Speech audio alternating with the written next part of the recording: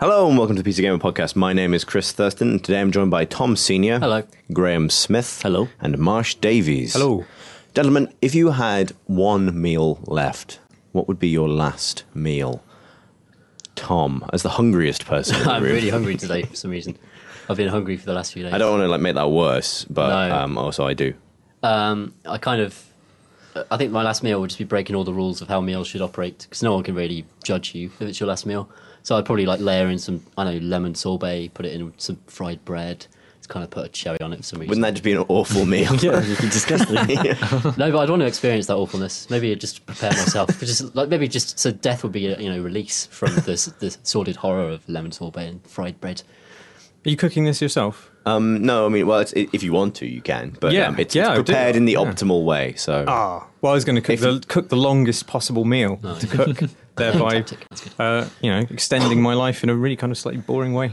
Marsh's infinite stroganoff. Yeah, actually, it'd probably be a Subway. Yeah. We're a bit addicted to Subways here at PC Gamer. I don't... you speak for yourself. Although, other baguette manufacturers are available. If you wish to, It's not specifically. For balance. It's not just Subway. It's No, more it's- specifically the BMT. it's the BMT. Yeah, with Thousand Island sauce as well. Nice. I just want one of those, just one infinitely long BMT, and I would just constantly spool into my mouth, and I'd be happy. I imagine it coming out of like one of those Play-Doh cranks. I mean, to be honest, I'm pretty sure everything that's away comes out of one of those Play-Doh cranks, although other options are available. And I disagree with you. You're tasting that, but that's your personal lifestyle choice, and it's not my position to dictate what soggy bread you are and are allowed to eat. Quite right. Graham? Well, my first thought was human flesh, but I don't know if that's too. The flesh of my captors. I'd like to eat something rare. Something rare, possibly on the verge of extinction. Oh, rare. Oh, rare. I thought you just meant Like a blood blue grass. steak. Oh Yeah. no! I mean something unusual. You want to eat a rare animal rare. So like a panda, Yeah. it's basically just Just skinned eat a and live panda. that would be. I think I'd feel Unicorn. Yeah, there we go. That would do. How would you have your unicorn prepared? Like, would you have it with something? I mean, would you just like nosh down on it? Well, I guess you On a snap still. the horn in half, fill that with your sauce, you keep Surely- the rest of the meat, and then you're dipping the meat in the sauce from put the a cherry horn. on. Gotta have it on a cob, haven't you? Unicorn on a cob. Hey! Wow. So that's what the bottom of that There barrel was a looks joke at the like. end of the rainbow. Yeah, it wasn't that. I think I'd probably have maybe poached eggs on toast. Oh, I really like poached eggs on toast. I like poaching eggs. I think I would do that.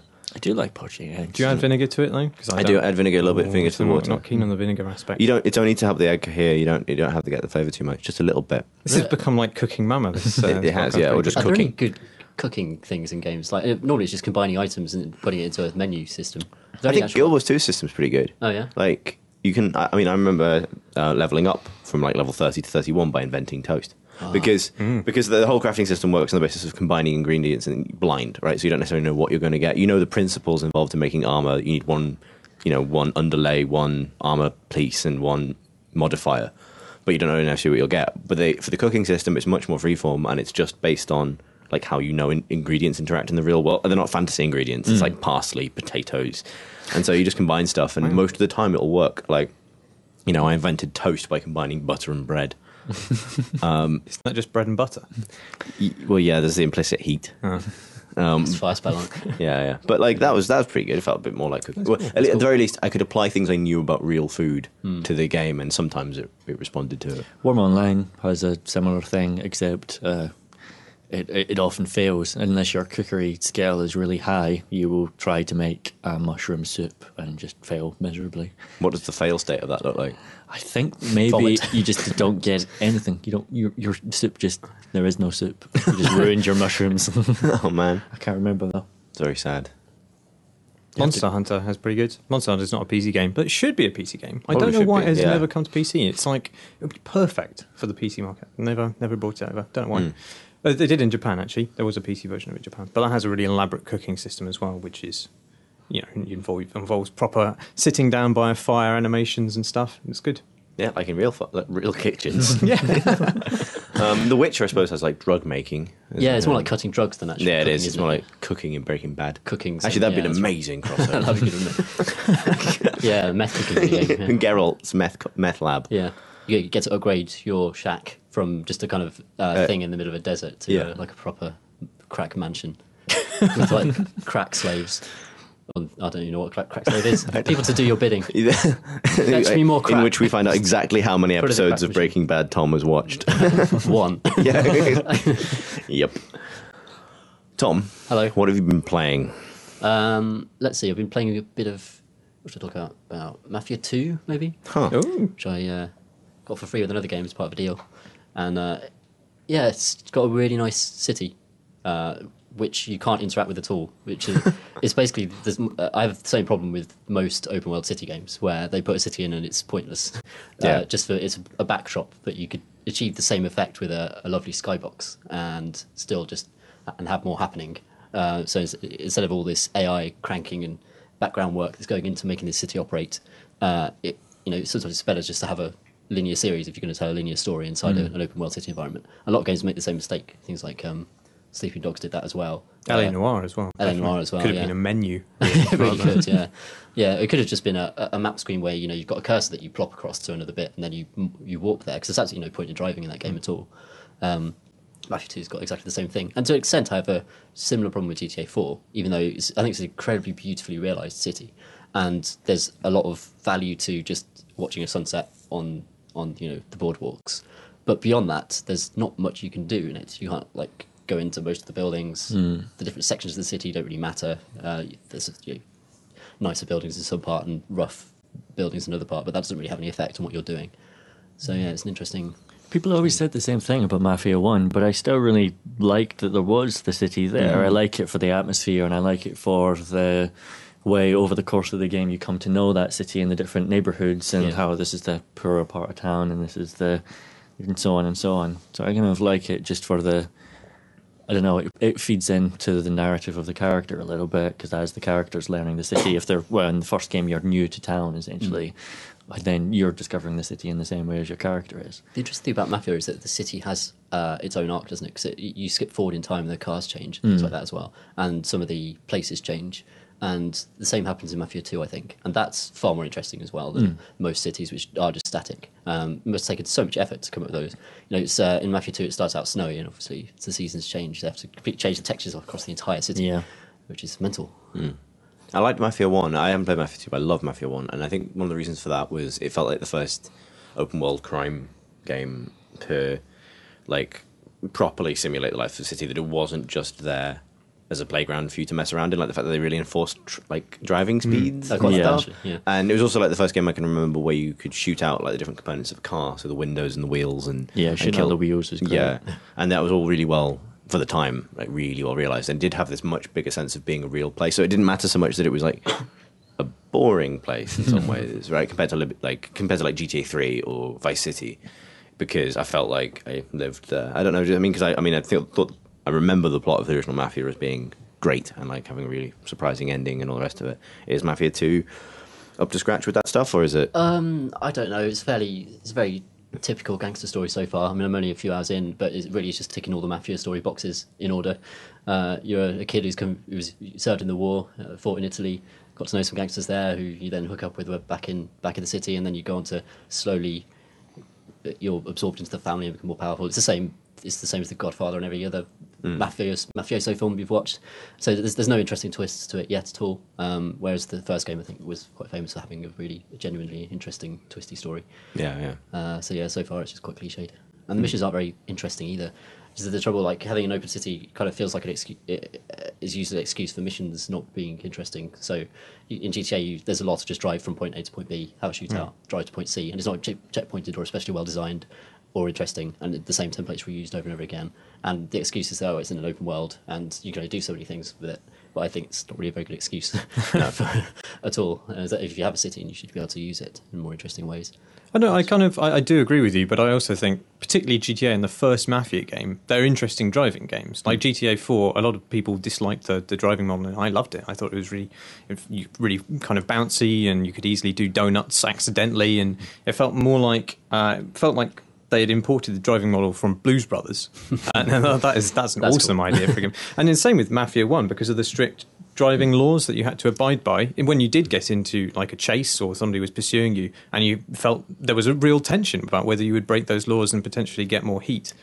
And Did the cars actually handle like 50s? Oh cars? yeah, They yeah. did, They, yeah. they handled like total shit, Yeah. which is not the case in Mafia 2. And there is a speed limit, right? But you can kind of You can press a button to automatically adhere to the speed limit Yeah, every yeah. time. So that basically solves the problem for you. You could do that in the first Mafia game as well, but the first Mafia game had problems like in the opening stages when the cars were really bad and you had to go up a slight incline, then you couldn't go over like 20 miles an hour because your engine just could not drag the car up the hill any faster than that. And people criticised it for that, but it was going for authenticity rather than, the crazy playground of the Grand Theft Auto games. I remember when I started playing GTA 4, I kind of got this sort of role-playing thing in my head, and I did adhere by the traffic rules for like the first hours and hours of that game. And so Nico's only just arrived, and you're kind of just driving a shitty old car around.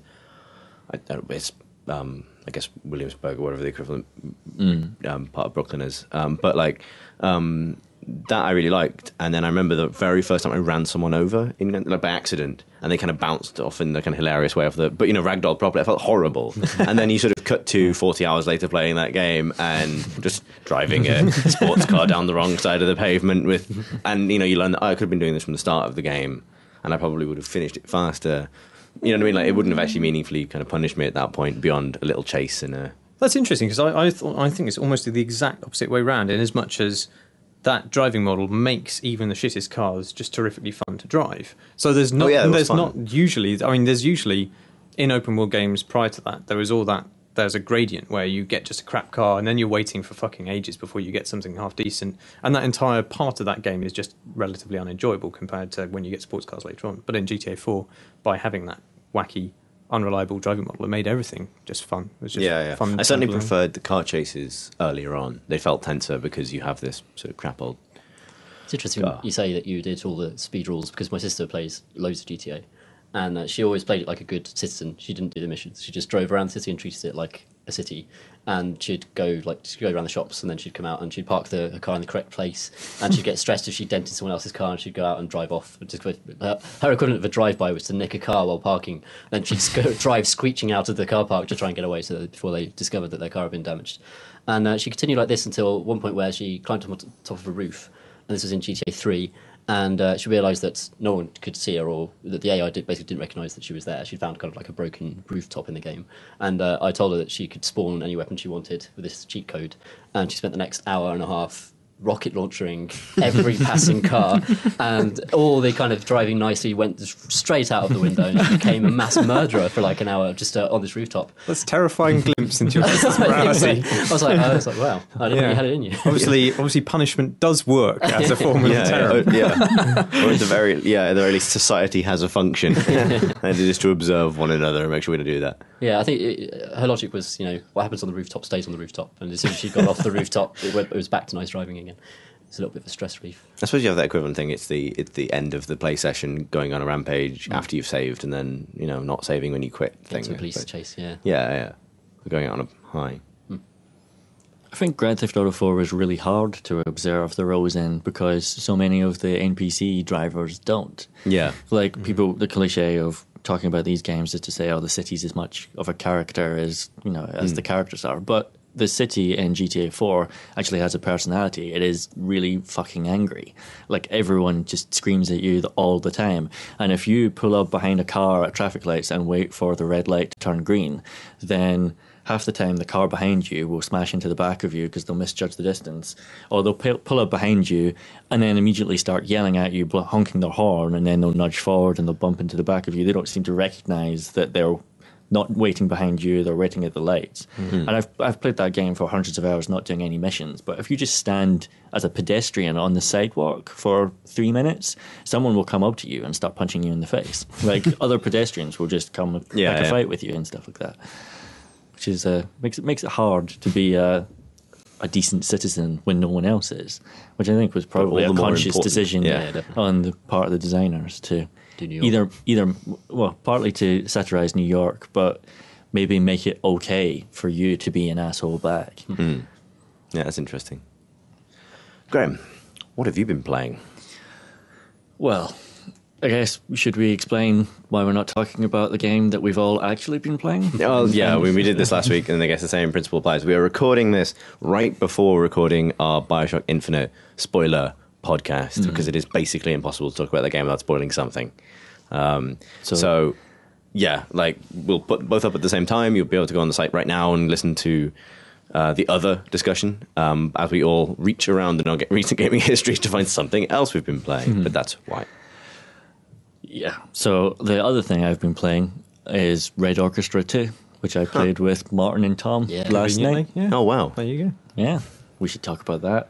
I reviewed that game back when it first came out, I guess last year, August last year or something like that, and really liked it. But back then it was also really, really buggy, and especially in terms of its netcode and servers constantly disconnecting people. Half the time you would join a server and it would say that there were 50 people in it, but you would get in and it would be empty. You would spawn your character and he would just run infinitely off into the distance without you being able to control him. So they seem to have fixed all that now, which is good, which means it's just a great World War II game. And the reason I like it is that it does, I think, guns and death better than any of the other games which are about guns and death. The feeling of shooting a man in that game and watching them either ragdoll or run off limping and bleeding and cursing your name in German, or just... Lying on the floor screaming as well. That's kind of slightly disconcerting. It has when you shoot people in most games, it feels like they're either a health bar that's ticking down, or it feels like you just hit them and they blinked out of existence. Red Orchestra 2, I think, does a very good job of giving you the impression that no, you just put a small piece of metal through a man, and now they're either abandoning themselves, Which is what or you they're want from just entertainment, isn't it? yeah. I mean, it's not just entertainment. And the way they flump to the ground, I think, is the way to put it. Yeah, it's such Maybe a, less adorably. it's a really tense experience playing that game. 'Cause sonically, it's amazing. As long as you turn off the tedious orchestral music, which it's not tedious at first, but it does become rather cliche because it's trying to represent Russian war films. So it's got the kind of sweeping violin cello score that typifies that. It doesn't always suit. But then when you're in this bombed out building and you can hear kind of the echoing sounds of the Axis enemy approaching, because all the soldiers have barks. They all talk constantly, and this isn't due to any players pressing any buttons. Your character will just spontaneously start talking and saying, "Oh, I can still see the faces of the dead," and things like that, which is obviously Russians say all the time, and. But that adds such a level of tension, because you'll be in this building, you'll hear the Germans next door saying, make sure to check your ammunition and things like this, except in German. And I wonder, actually, I was going to pick your brains about this, because I noticed that all the German barks that I heard were actually in German, Yeah, that's right. and all the Russian barks I heard were in English, but with Russian accents. But is it the other way around if you're playing as a German? Yeah. So they hear you speaking Russian. Isn't and that don't brilliant? understand. That's Isn't awesome. that ingenious? Yeah. That's badass. And it's just it's terrific, and it feels great to be shot and shoot people. Great, as in awful, obviously. You feel something, is what you Oh, feel. yeah. That's I guess that's, in all seriousness, that's the point, right? It's not you don't feel fantastic. It's you're like.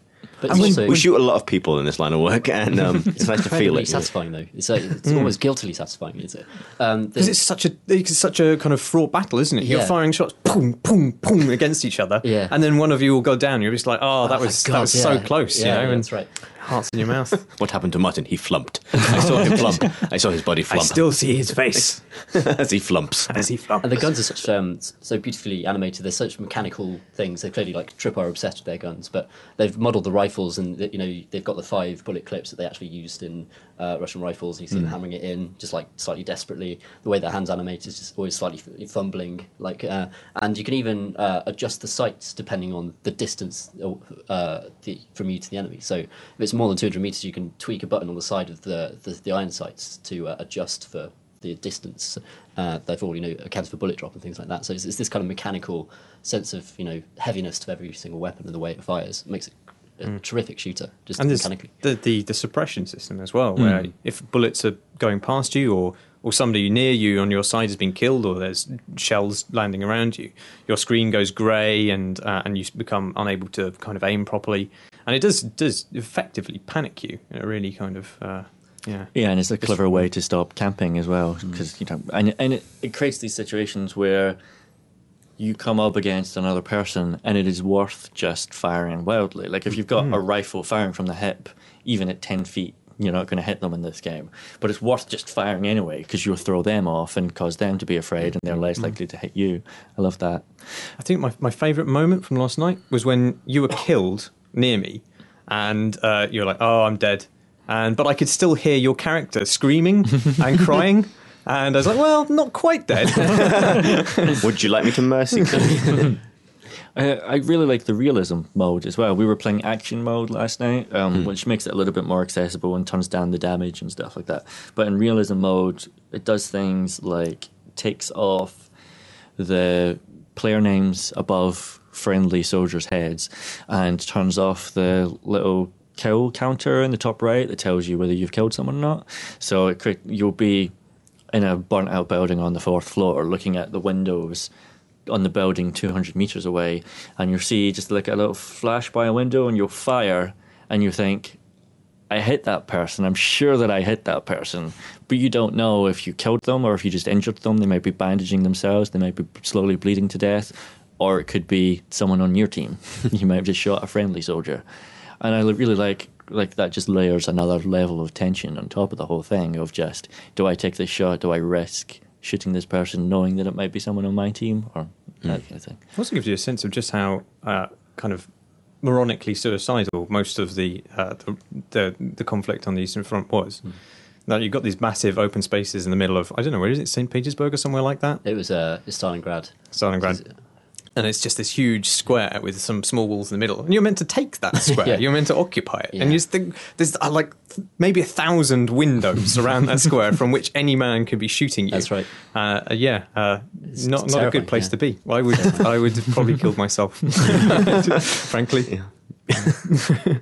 Would be deserter Marsh Davies. Yes, yeah. As would we all. I mean, it's interesting though, because Arma 3 or the Arma series facilitates everything you've just said to an extent with regards to realism, variations, being able to adjust your equipment for scenarios, whatever, and definitely a drive towards realism.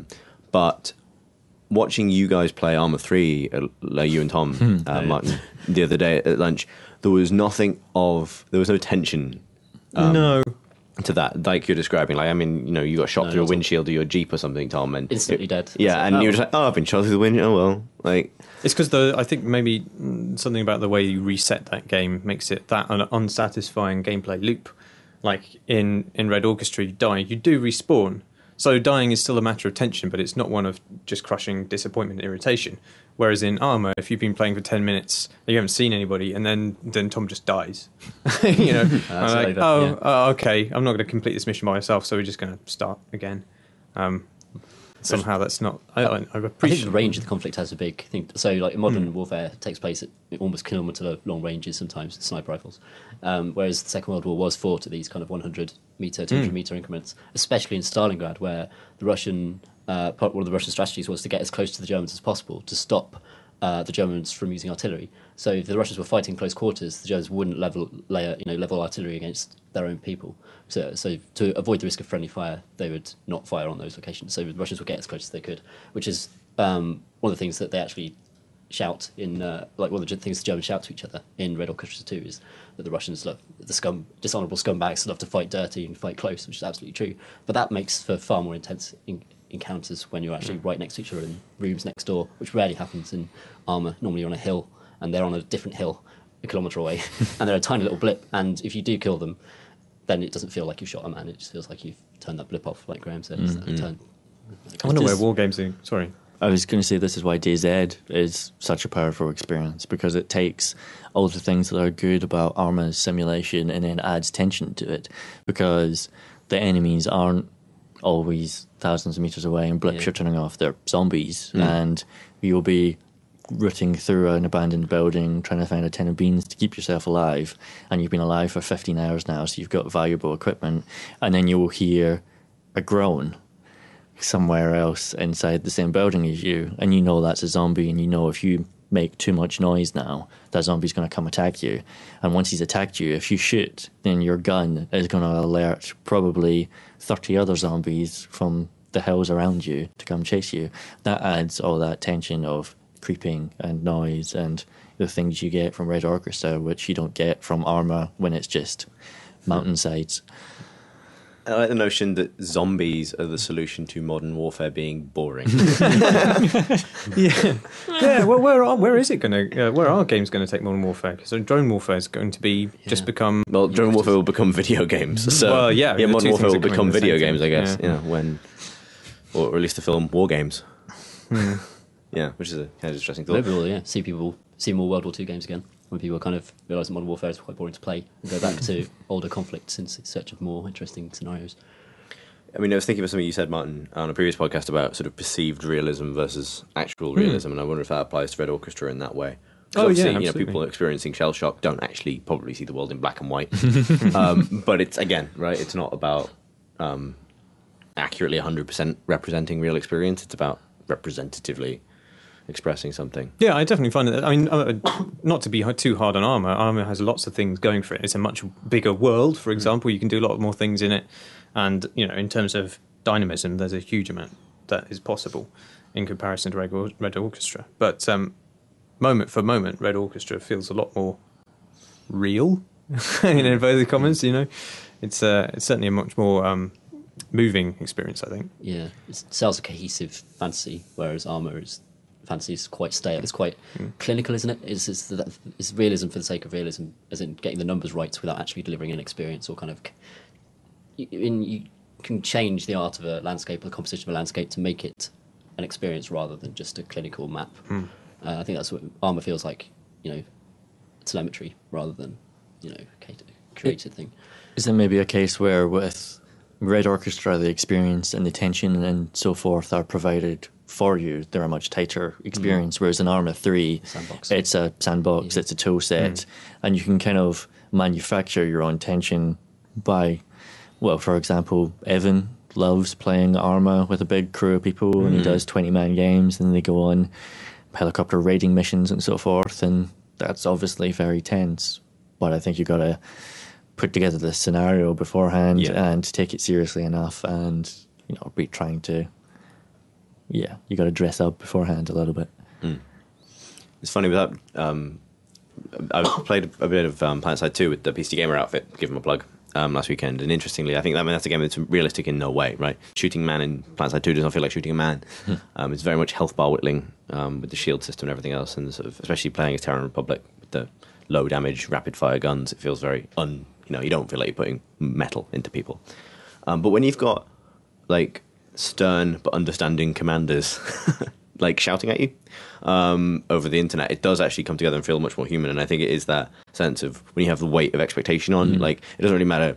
I guess the details of what you're doing don't really matter. The feel of the gun versus the kill you've just achieved or anything. It's that kind of expectation that if you are the guy in the jet providing air support and then you don't, or you fail to take out a tank, or you get unlucky or something happens, you feel it much more than you just would if you were kind of playing that for the experience of shooting rockets from a jet, right? You sort of play it then for the experience of someone else's response to you doing that. It's kind of an interesting sort of feedback thing, and I imagine that's how Arma starts to work as well, when you're almost playing for someone else's, for the guy sitting next to you, I guess. Like the real army. Marsh. Well, I was going to talk about Red Orchestra, but I won't now. I can talk about Tomb Raider, which I've been playing and played, finished. Yeah, it'd be interesting to get your thoughts on it, because you were on the podcast with myself and Mike Biffle. Yes, yeah. And I so hadn't played I it will at keep that my point. mouth shut because I've said everything. Oh no! Well, I was interested to come back on to you about some of the things you said, but I think I pretty much had. I think I'd probably give it almost exactly the same score, but the reasons that you gave it that score maybe slightly switched around. So I think, judging by what you said before, you found it quite an unsatisfactory mechanical experience, but you were actually more impressed by the narrative of it than I was, I think. Which is not to say that you were impressed by the narrative, just more so. With heavy caveats. Yeah. Whereas I thought that the entire narrative trappings of it were kind of laughable in the extreme, but I actually really enjoyed it mechanically, despite it being it's obviously extremely limited, but it is that linear roller coaster experience. But within that, there are those kind of environments which you come back to time and again, with new abilities to traverse them. And by the end of the game, when you reach one of those environments, there are so many different ways you can get across it that it's just a kind of joy to kind of plow across it in different ways. And I'd just be tooling around, going on zip lines and jumping onto climbing walls and things like that. And it was just fun to traverse. It's a shame it didn't really do that with the tombs. Like, the tombs are side missions, basically, with one solution. And it's just a puzzle per tomb, basically. And they don't ever kind of evolve into anything elaborate or particularly engaging. But with that said, it was a fun roller coaster ride. I wish I played immediately after finishing Bioshock, and I wasn't actually totally dissatisfied by switching between the two. My something we didn't talk about last time. My comeback to the going back. I agree, you can go back and explore areas. I think the design of that, compared to other games that do something similar with unlocking traversal options and going back and re-exploring hub areas, is fundamentally flawed. Because the rewards you get for doing that, the way the game rewards you for doing that, beyond the simple satisfaction of successfully ziplining from one thing to another, although that is hard to fail, is that it's completely non-existent, right? You get more XP, and the XP progression paths are such a blind alley. They unlock nothing more than significant than the ability to get more XP. Yeah.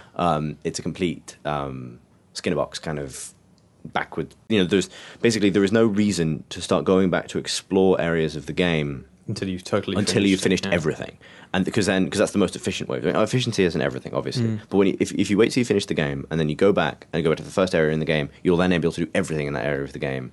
Whereas if you went back halfway through, the things you would gain from doing the 75% of that area you were capable of wouldn't meaningfully speed up your progression in any other area of the game. No, I have to say, I treated it more.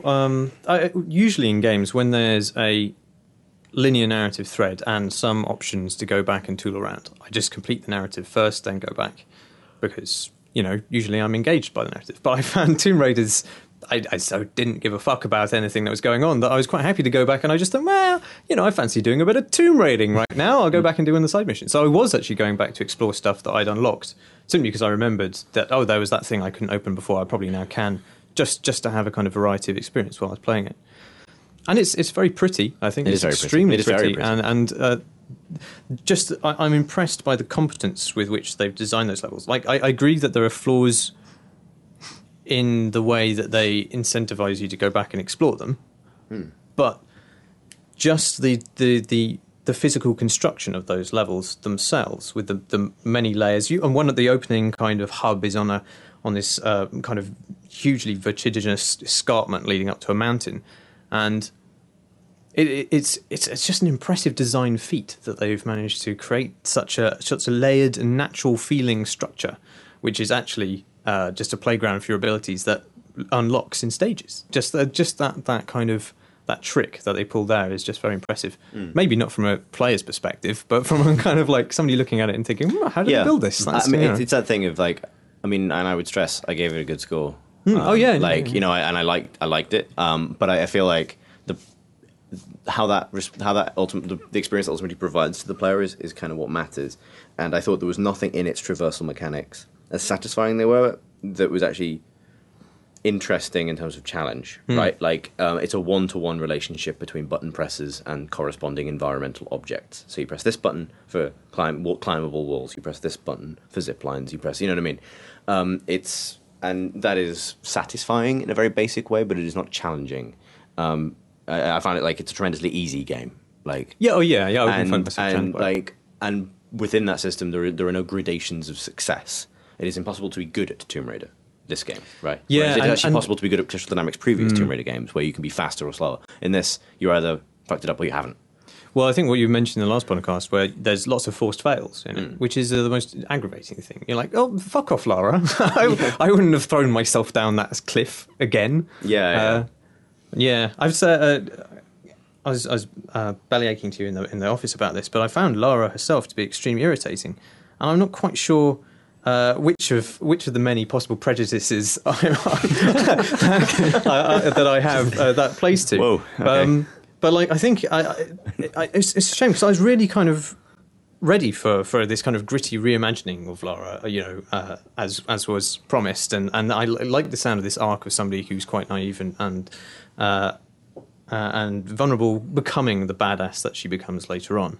But just the arc of Tomb Raider did not sell that to me at all. No. She starts off as she remains this kind of slightly kind of overly sibilant. I don't really like the sound of her voice is slightly annoying, and I think that might be an accent thing, like that transatlantic accent. It reminds me of Lloyd Grossman, and that's not a good thing to be put in mind of. But Laura Grossman.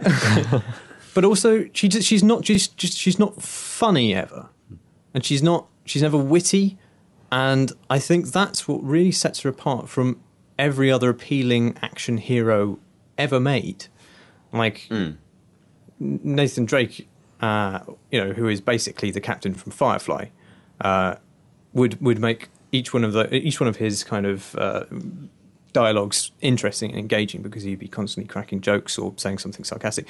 Never get that from Lara, and understandably because she's been marooned on this island. But the entire kind of setup of that is so ludicrous anyway. They could have afforded, I think, to make it a bit more. It's such a schlocky kind of setup. Then why not make her? Yeah, a bit witty, especially when she becomes this badass. But she's still at the end kind of just one of the other characters of the game gets kidnapped.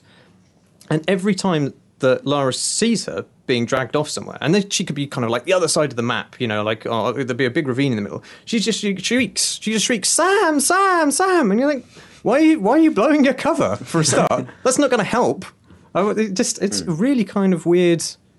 I don't know. I mean, there are some attempts at kind of like the "I hate Tombs" line, which was in the. That was actually okay. It's quite a nice line. That's the game's joke. Yeah, it's the game's one joke, and ultimately, that's the point where they make fun of that idea.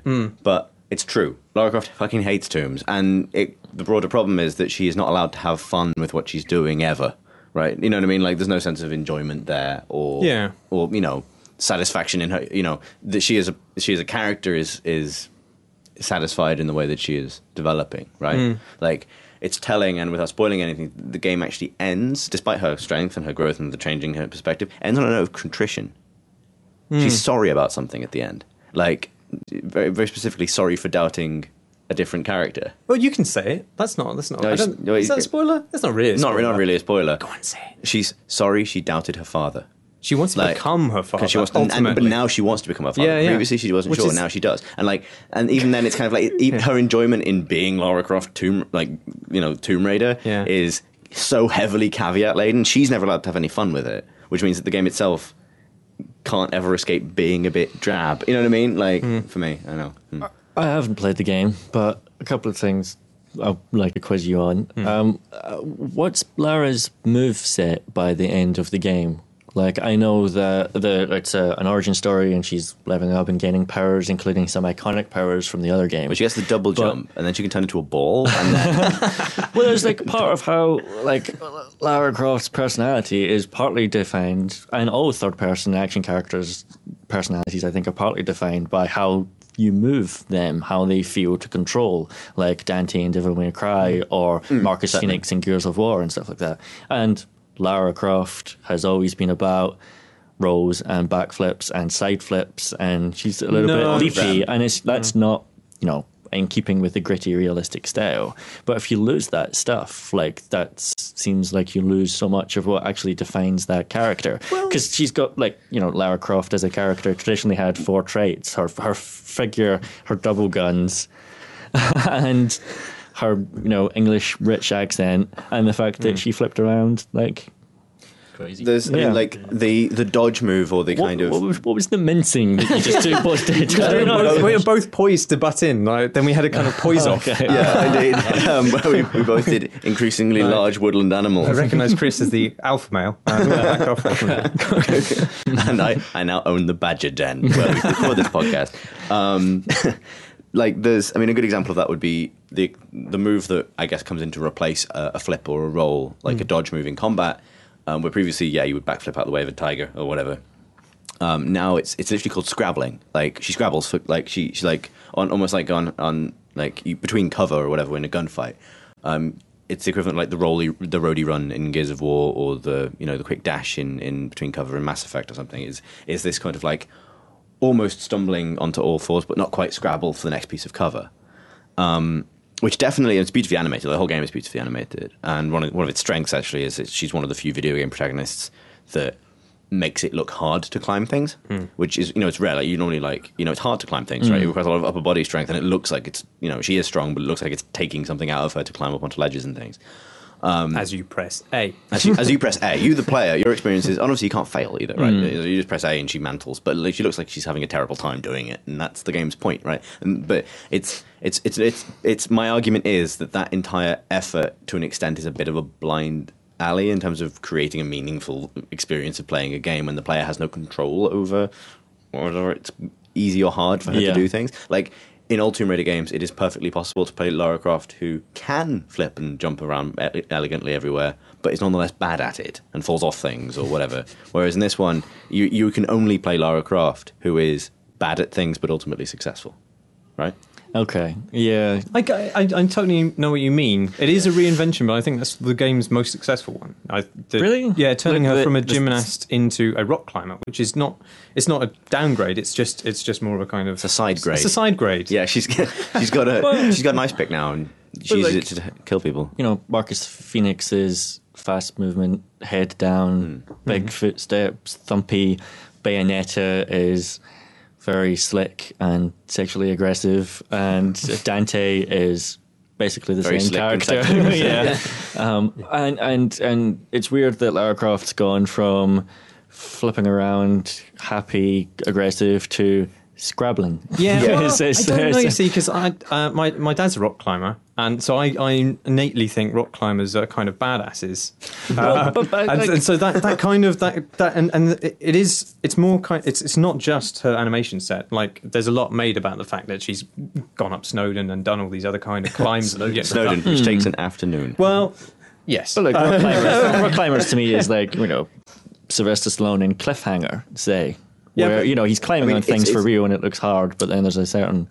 It's swapped out a lot of that pulp thing, right? Like, what's weird about the game is that there's a kind of... If you see, like, series like Lost and recent things, I don't know if you've seen it, but the Green Arrow series that's running on American TV at the moment, there's a kind of a trend, I would argue, towards kind of like from pulp adventure or matinee adventure, like Indiana Jones or Uncharted or whatever, towards like survival drama, right? And like a lot of those series have subsequently gone much more pulp. Like Lost went fully pulp. Green Arrow is still a comic book adaptation.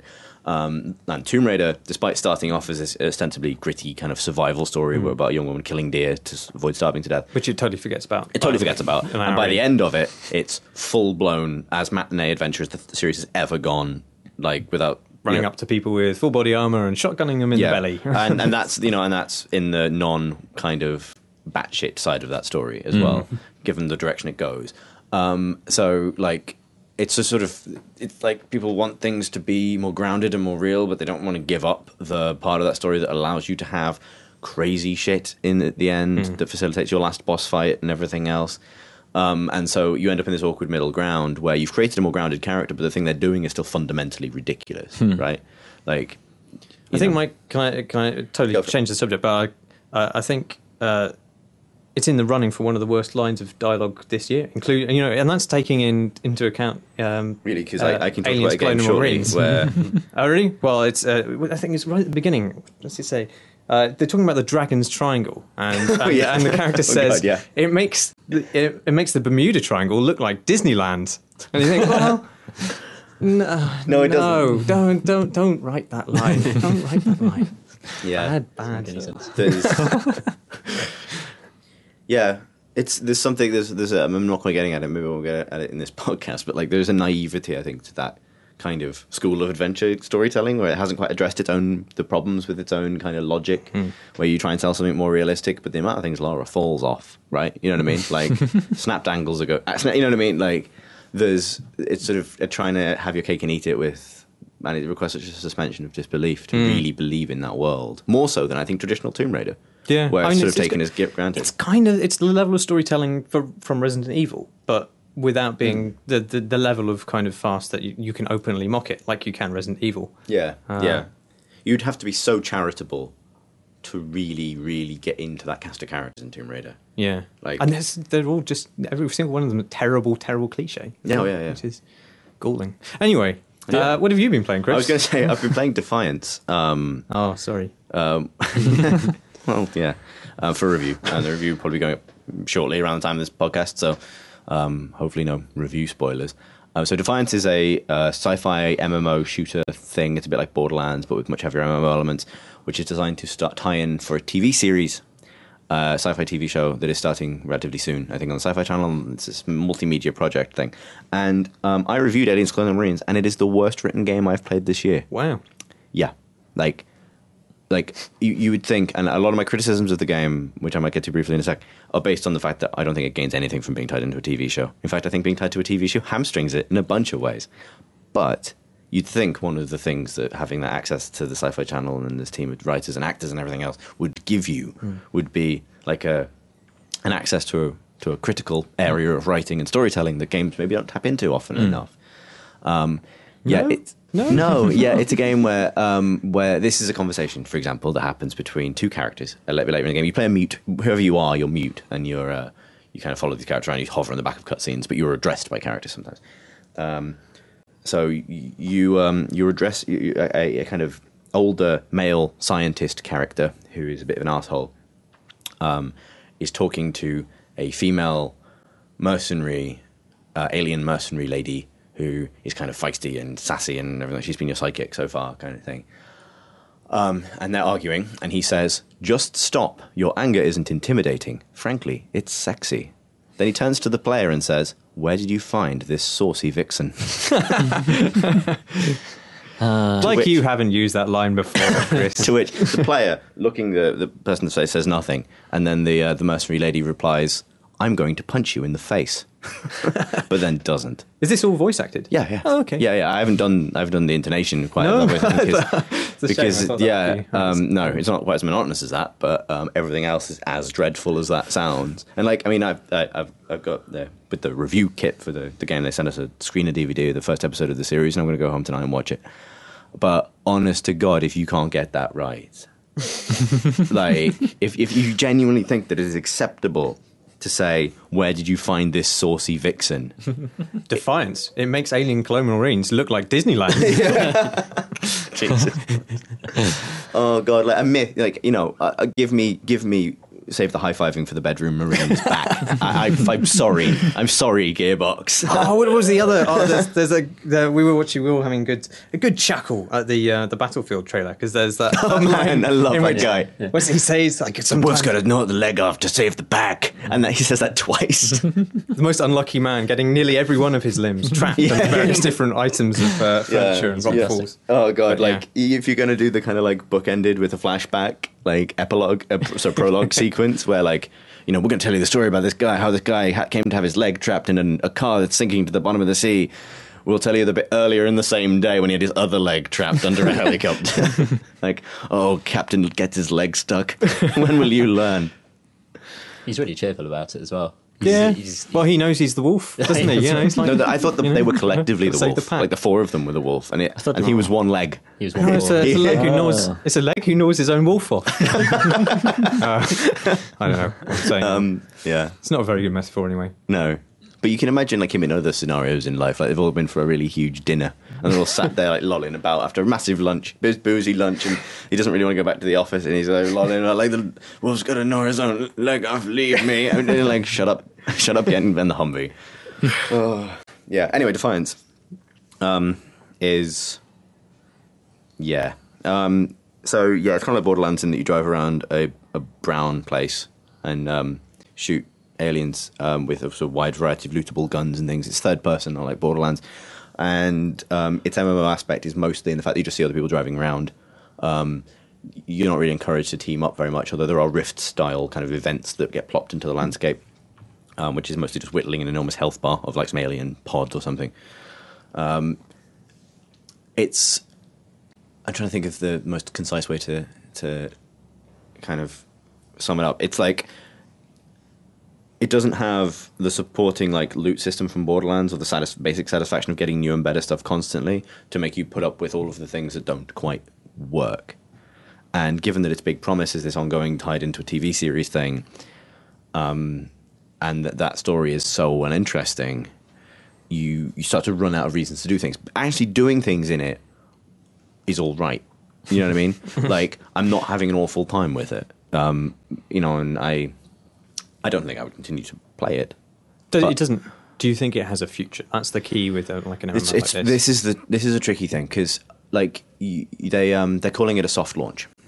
You know, if you're keeping track of Is that like caveat words for launching your game early because you have to match the premiere date of a TV show, then you know, bingo, I guess.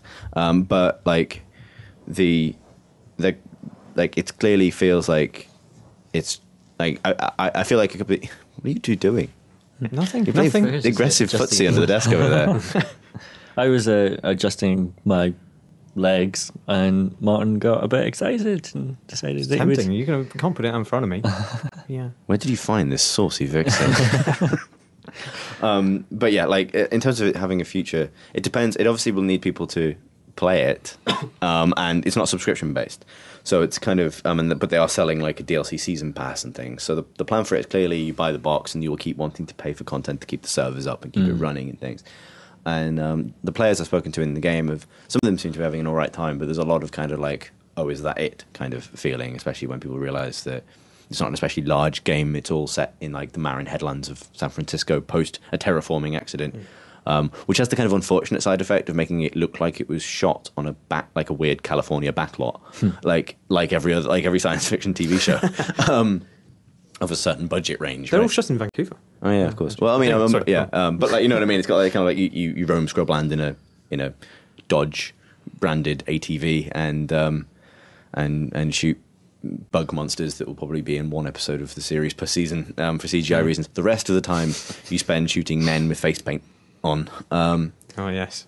You know what I mean? Like it's sort of weird to have the kind of the restrictions of a TV show applied to a game where you can do anything, right? Like, yeah, so all your aliens just look like they're a bit. You know, this is the race that is just a bit gothy, and these people have contacts in, and this guy's got a prosthetic forehead. You know what I mean? Like, there's no in games. There's no reason to give yourself that restriction when you're designing another race. But in this one, yep, you go for that. That feels like a bit scattered as criticism goes. Like the feel of the guns, like the feeling of shooting people, is somewhere in the region of like just sub-red faction guerrilla, right? You know what I mean? Like a sandbox game, talking about the jank you tolerate when you have a big world to roam around.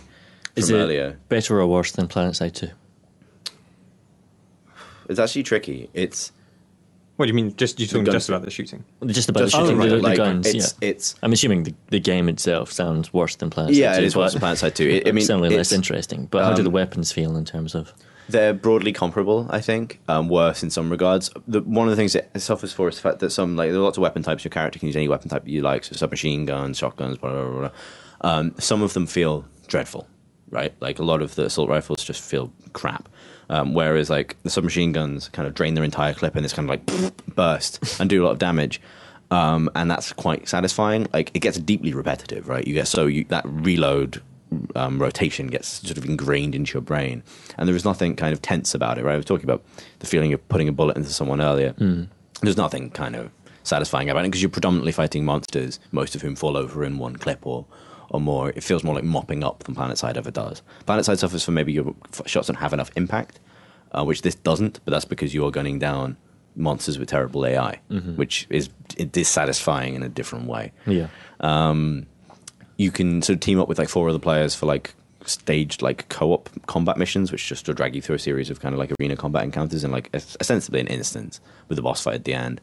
And that's all right, but the ones I've played have had required no discernible strategy other than kind of zerging it with your mates. And in this regard, it's not that different to Borderlands, except that it lacks humor, an art style that makes you want to see more, and guns that are really different. Like that was, I think, Borderlands 2's a game I didn't get on with hugely well, but like nonetheless, that was its kind of big masterstroke, right? As you find, like Defiance has an attempt at that, and they're like elemental types for guns, and you know, so you might get a gun with like acid damage that has a chance to trigger an acid effect, but those effects themselves are so boring, and in fact, there's a percentage chance which is inherently dissatisfying, and everything you can level up on your character, you pick one special ability, like in Borderlands, that kind of defines your class very early on. It's like cloaking or decoys or making your gun more gunnish for a bit or whatever, and none of them are very interesting. Once you've picked that, you don't make any more serious decisions about your character for a dozen hours, if nothing else. Everything else is just, you know, 1% chance, 1% damage increase when you're above an enemy. So that kind of lens, it feels very kind of they needed to invest a lot more heavily in people having loads of fun and seeing cool things straight away to keep people, I think. And if to finally get around to answering the questions about the longevity of the game, I think that's what's really going to make it suffer, is the fact that after about 10 hours, you start to think, this is an acceptable way to spend my time. I will just keep driving from waypoint to waypoint, and I'll click on all the aliens, and I'll drive to the next waypoint, and I'll get some loot, and I'll spend the loot on lock boxes that will give me 3 extra random guns, and I'll choose which one to keep, and I'll mod it, and then I'll blah, blah, blah, blah. And people will probably survive in that way, but it's not particularly inspiring. Yeah, it seems I can see the attraction of tying yourself into a TV series in some ways, but when you've got 2 vastly ambitious, risky projects, and they're both codependent on each other's survival, that seems just extremely... What happens if the TV series tanks? Does the game die? Exactly. I mean, in a way, it would be nice to have the game not be hitched up to whatever the TV series can do. But it's like... I mean, there's a lot of TV sci-fi I have liked, and the game riffs really heavily on Firefly early on, to the extent that there was an area in the first zone called Serenity Academy. And like the main, you have knowledge your sources. In addition to the main story that you follow, which is your characters kind of story. It's the same for everybody, but the sort of the single player story.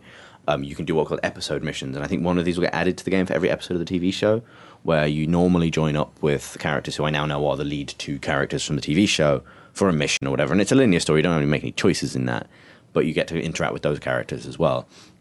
And they are so fucking boring.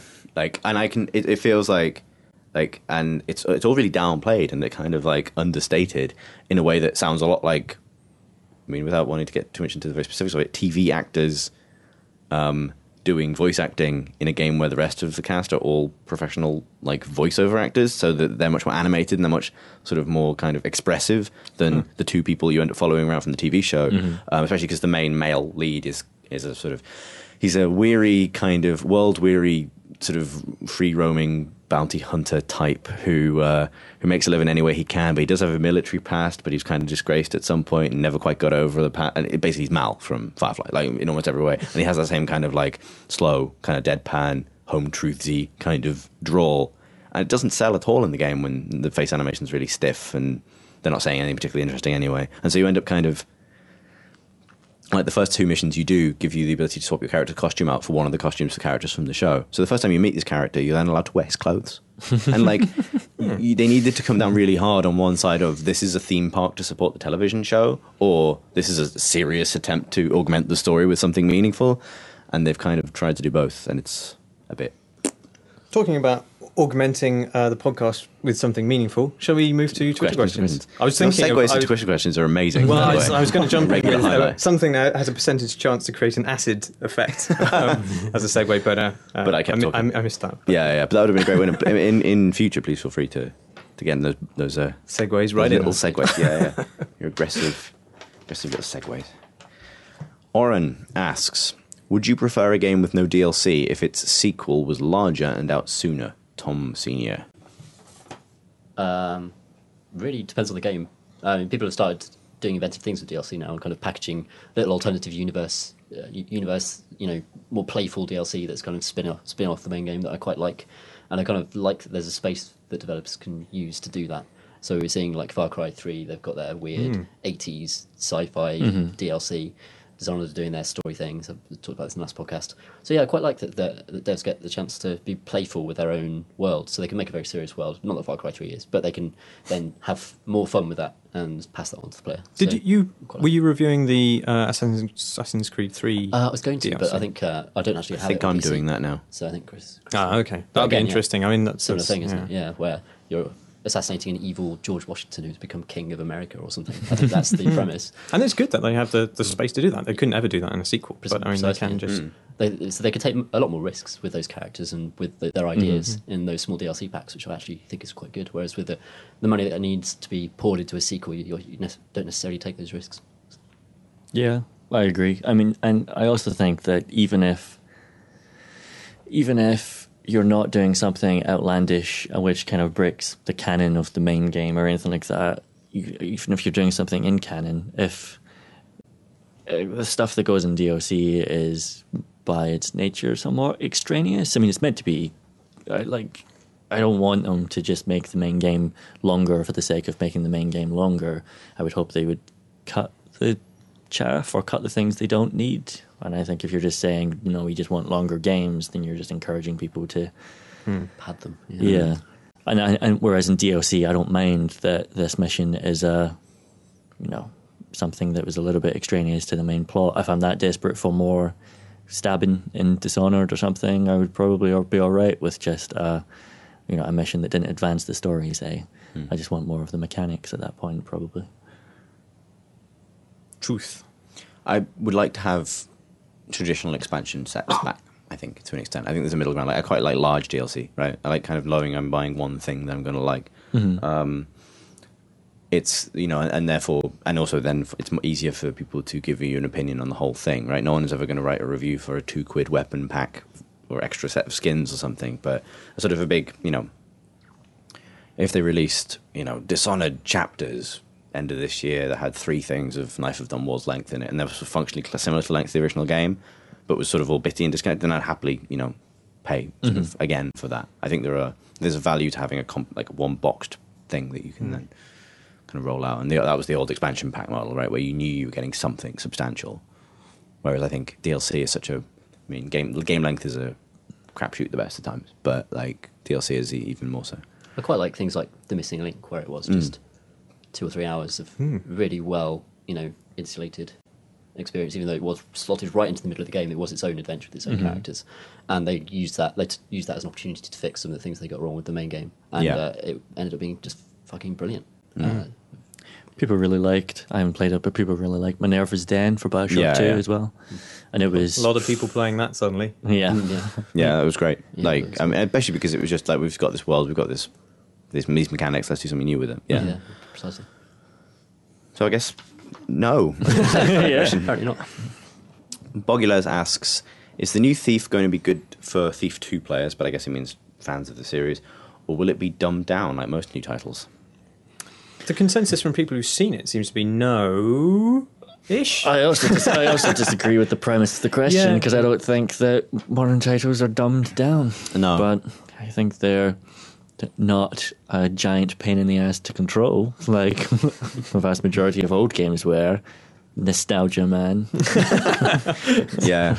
That's the percentage acid effect there. Yeah. It procced on Graham. There's it was popular at the time to do this, but when that Thief trailer, the CGI Thief trailer came out, and everyone just decided to link to the original trailer for Thief 1 back, where it makes it look like Quake, because it was originally Quake, right? It was originally a medieval version of Quake that kind of became a stealth game over time, and it's just like, it's a mixture of like cartoon stuff and the cutscenes from the original game, and Garrett running around with fire arrows blowing dudes up, and like the voiceover is like, you kick ass from the shadows in Thief, and like and if they released that trailer for the new one, people will be up in arms about how it was unfaithful to the original, and like. I totally trust Eidos Montreal after Deus Ex. Yeah.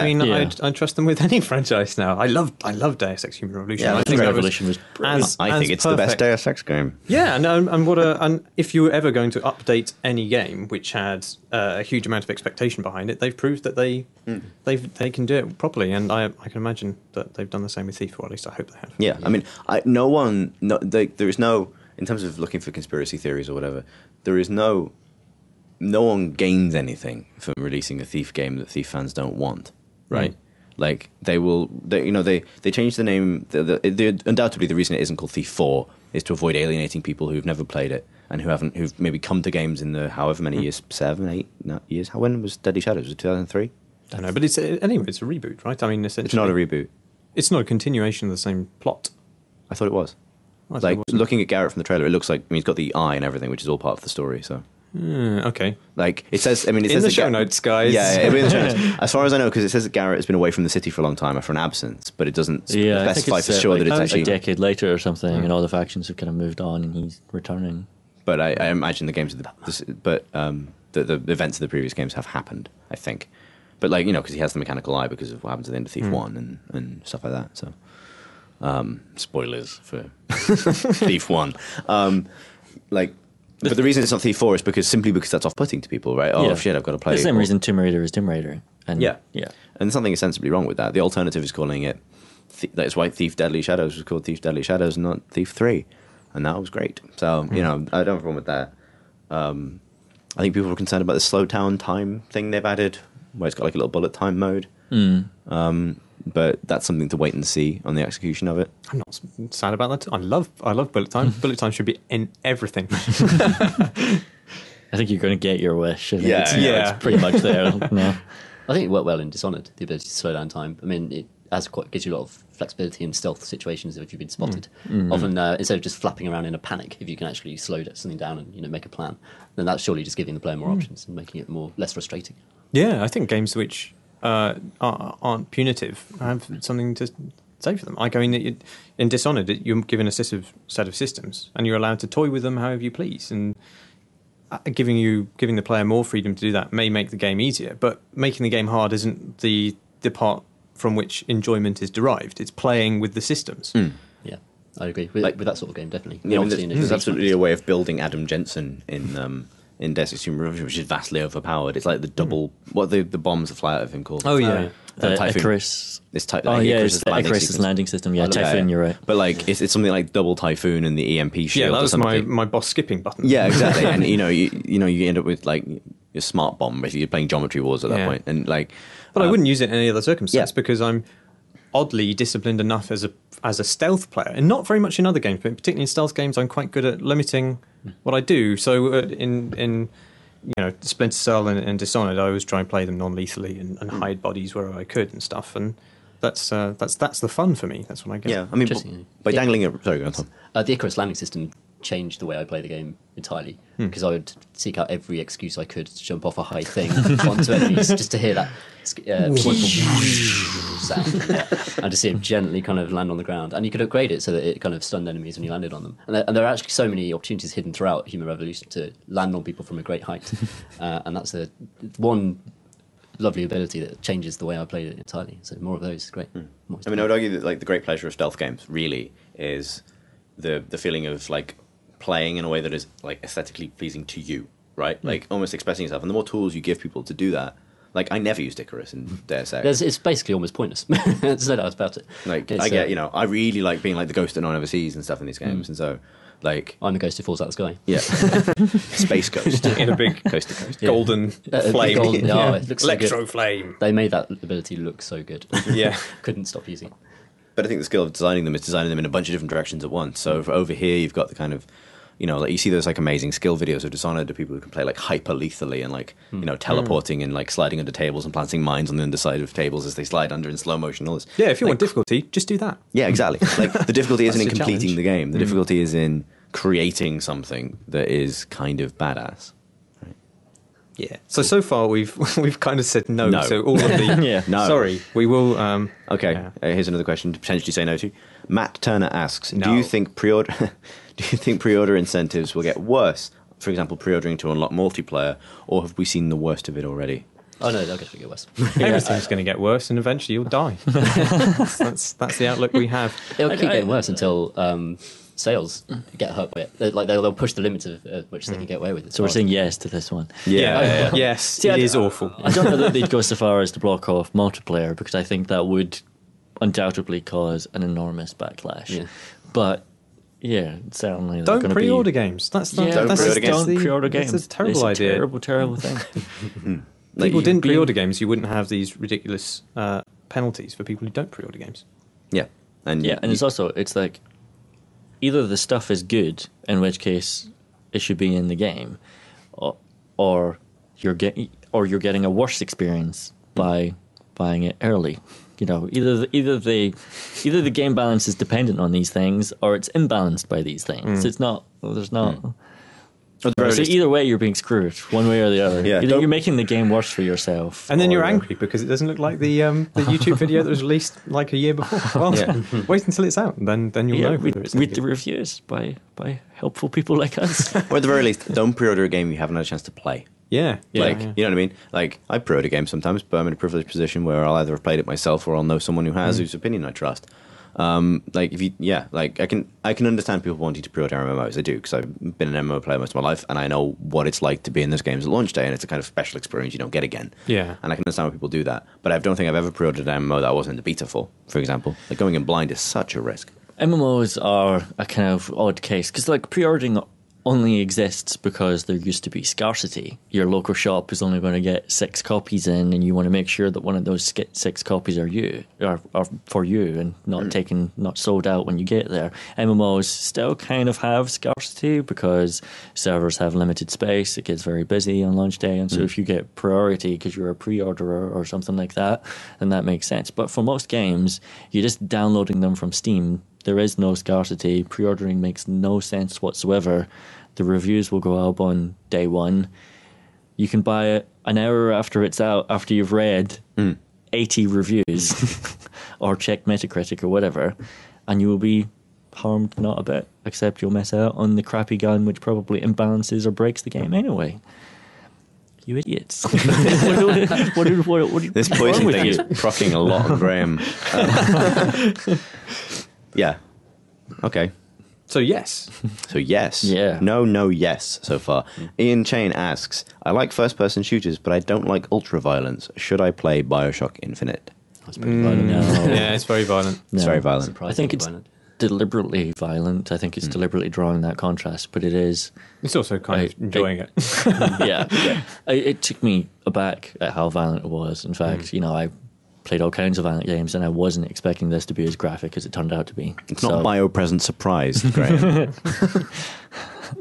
This is true, Chris. So no, I guess. So yes, no, yes, no. No, Yeah, yes, but no. the no isn't no to him as a person. He has to, it wasn't that person didn't. But you are saying no to the other people as people. Yeah, like the other people expressed opinions that we thought were stupid and wrong. This person just asked as a yes It's or a no royal question. we, by the way. I'd suggest he has a look at a video showing some of the combat and see whether he can stomach it or not, because it is horrific, and the game is making a comment to some extent on that. But whether that's enough to kind of calm your stomach, I don't know. You may have a gut reaction to it. And it which is- depends exactly on personal definitions of like ultra violence. Like some things are really grim, but like I think the bit where Most of it's just you splattery shove a shooting. guard's face into a spinning hook blade Yeah. at point blank range very early on in the game pretty much sets the tone for Yeah. Yep. Yeah. So I think that might be in the trailers actually. So if you see that Yeah. and see what your stomach does. Yeah. Watch that and how ill you are, and gauge that based on the way you play the rest of the game. iDubbbz asks, the Apple version of NDubbbz, I think, I don't know, asks, what is your opinion of not politically correct games? Opinion of not politically correct games. Which games would that be? I object to the phrase politically correct. Yeah. So I don't like games which are racist and sexist. I am a fan of You games. crazy asshole. I am a It's gone fan of games which are not racist and sexist.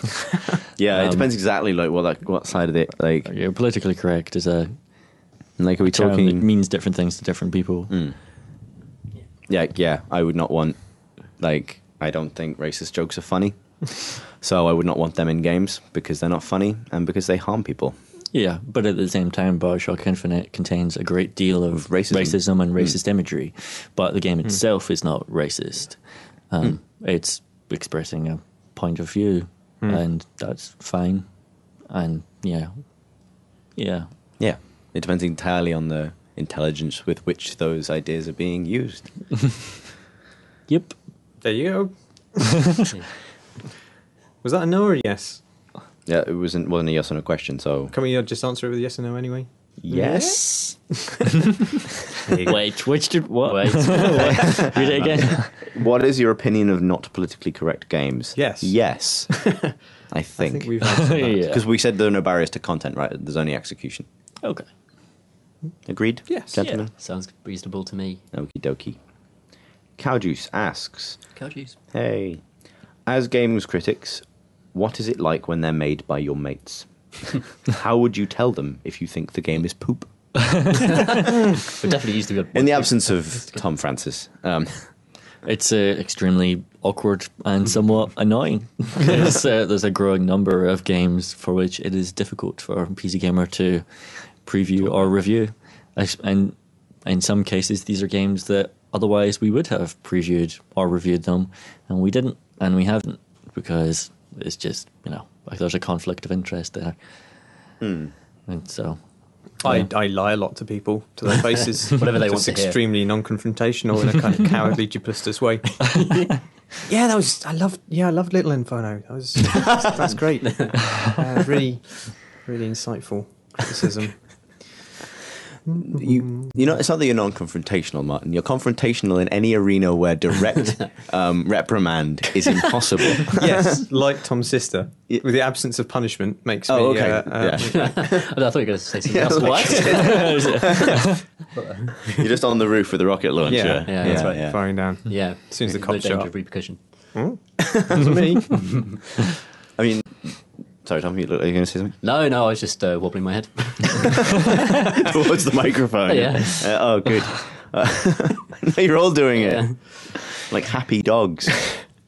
There's, what I was going to say is that, another side to this is, I think, if you're criticizing any game, regardless of whether you're friends with the people making it, you should probably be criticizing the game and not the people who made it. Oh, yeah, that's definitely Because true. you can only purport to know so much about people who make it. And I think that's probably, it works both ways, right? Like if you're slagging a game off by people that you don't know and therefore feel at liberty to say whatever you like, you probably don't have a right to say, what were these morons thinking?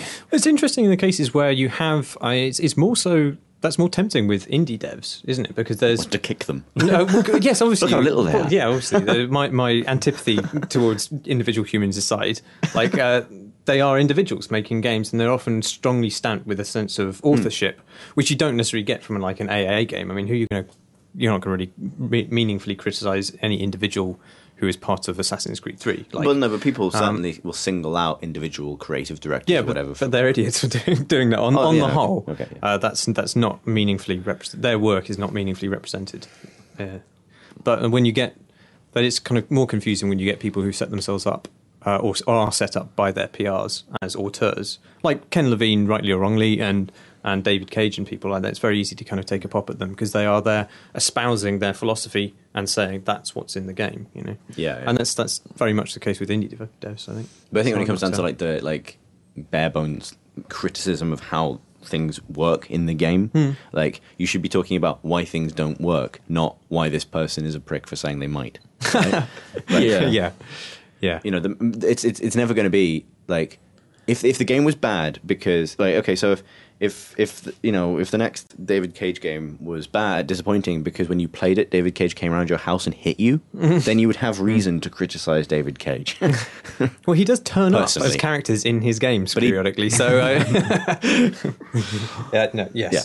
never physically assaulted me yet. But it has come close. No. But you know what I mean? The reasons for the failings or not of those games will always be down to something that you can criticize on the level of simple design, right? That doesn't reflect on him personally as a human being. I feel that way also about when you're talking about companies, though. In a review, we don't criticize Ubisoft if Assassin's Creed 3 isn't up to snuff. We criticize Assassin's Creed 3. Yeah. There's no reason to ascribe motive or go into it's the libelous. developer.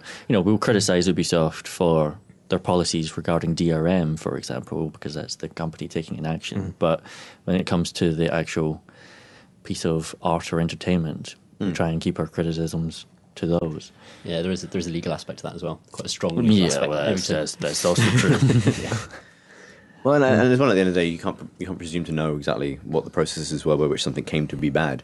You know what I mean? Like, it's like after Aliens turned out to be such a disaster.